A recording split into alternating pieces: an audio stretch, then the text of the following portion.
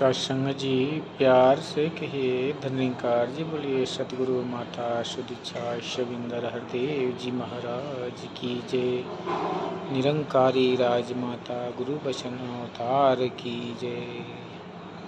सत्संग जी चैनल को सब्सक्राइब करके बेल आइकन को दबा दीजिएगा। सत्संग जी आपके आशीर्वाद का पात्र बन सके दास, ताकि हर उन महापुरुषों के चरणों तक ये प्रार्थना स्वीकार हो, अभिनंदन हो, धन्यकार हो। सत्संग जी दासिक विचार रखिएगा, सब इस कुर्बान करिएगा। जो भी त्रुटियाँ हों अपने चरणों से बालक समझ के बख्श लीजिएगा। सत्संग जी आज सत्संग करने का बहुत ही सुंदर अवसर मिला। महापुरुष आए थे नए चेहरे में, जिन्होंने बहुत सारे विचार, अपने सीख वाले विचार दिए कि हम जो कर्म करते हैं, अगर फ़ायदा नहीं होता है सिमरन सत्संग करने से, तो कहीं न कहीं अपने अंदर त्रुटियाँ होती हैं। अपने अंदर का हर कोई इंसान अपनी सच्चाई को जानता है कि मेरे अंदर कमियां क्या है, अच्छाइयाँ क्या है। ऊपर की बनावट से अगर हम सतगुरु को, निरंकार को रिझाना चाहें तो सत्संग जी ये नहीं रिझ सकता, क्योंकि सच्चा दर्पण की तरह ये साफ सुथरा है और हर जगह मौजूद है। इसलिए हमारी चतुर चालाकी पहले से ही जान जाता है।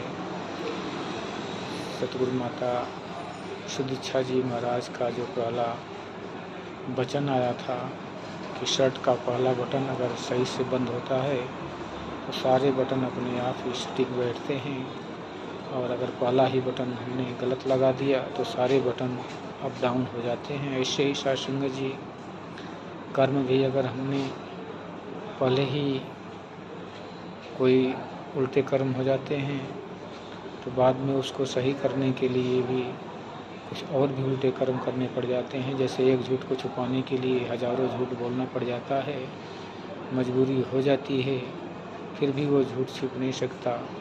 लेकिन सच को किसी की सहायता की ज़रूरत नहीं पड़ती। सच हमेशा अपने आप में गवाही बनकर खड़ा रहता है। इसी प्रकार परमात्मा सच है, इसको किसी का गवाही देने की ज़रूरत नहीं है कि परमात्मा किसके जैसा है। परमात्मा खुद स्वयं अपने ही जैसा है, इसके जैसा कोई दुनिया में मटेरियल नहीं है। सत्संग जी जब इसको इन आँखों से देखते हैं तब समझ में आता है कि क्या इसके जैसा कोई हो सकता है या नहीं। इंसान को पंछियों से, जानवरों से तुलना की जाती है। कोई ज़्यादा सुरीला हो तो कहते हैं कोयल की जैसी बोली है, ज़्यादा बात करने वाला हो तो कहते हैं कि कौवे के जैसी खरी बोली है, हिरन की जैसी चाल है। ऐसे तैसे तमाम जानवरों का, पंछियों का उदाहरण देके ही इंसान को पहचान किया जाता है। लेकिन परमात्मा की पहचान के लिए दुनिया में कोई मटेरियल मौजूद नहीं है।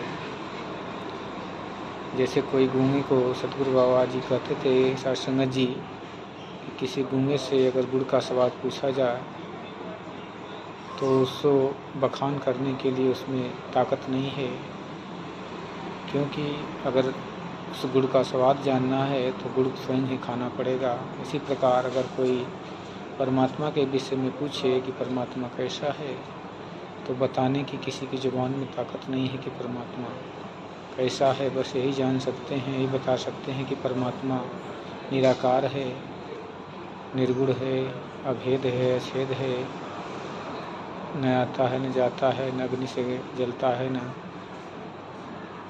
हवा से उड़ता है, न पानी से गलता है। लेकिन सत्संग जी जब तक कोई इसे देखेगा नहीं वो विश्वास कैसे कर सकता। इसलिए इसे देखना भी बहुत ज़रूरी होता है। ये जीवन काया मिली है कि माटी का तन मिला है तुझको, इस परमात्मा की देख करने के लिए, अन्यथा ये हीरा जन्म यूँ ही हाथों से बीतता चला जाएगा। नया साल का बहुत सारी ढेरों सारी बधाइयाँ हो आप सभी संतों महापुरुषों के चरणों में। दास के पूरे परिवार की तरफ से आप सभी संतों महापुरुषों के परिवार को कोटिन कोटिन बार आने वाला साल जाने वाला साल दोनों की हार्दिक बधाई स्वीकार हो। सद्गुरु कृपा करें, यही अरदास यही मनोकामना है कि सारे संत महापुरुषों को, संसार को स्वच्छ, सुंदर, सुशील, सुसज्जित और खुशियों से भर दें। कोई कमियां न रहें, सभी के दामन खुशियों से भर दें। तन से, मन से, धन से सभी के बच्चे खुशी से अपने अपने कार्यों में सच्चे दिल से सेवा सत्संग समूह करते हुए अपना जीवन व्यतीत करें। यही मनोकामना है, अरदास है। प्यार से कहिए धन्यवाद।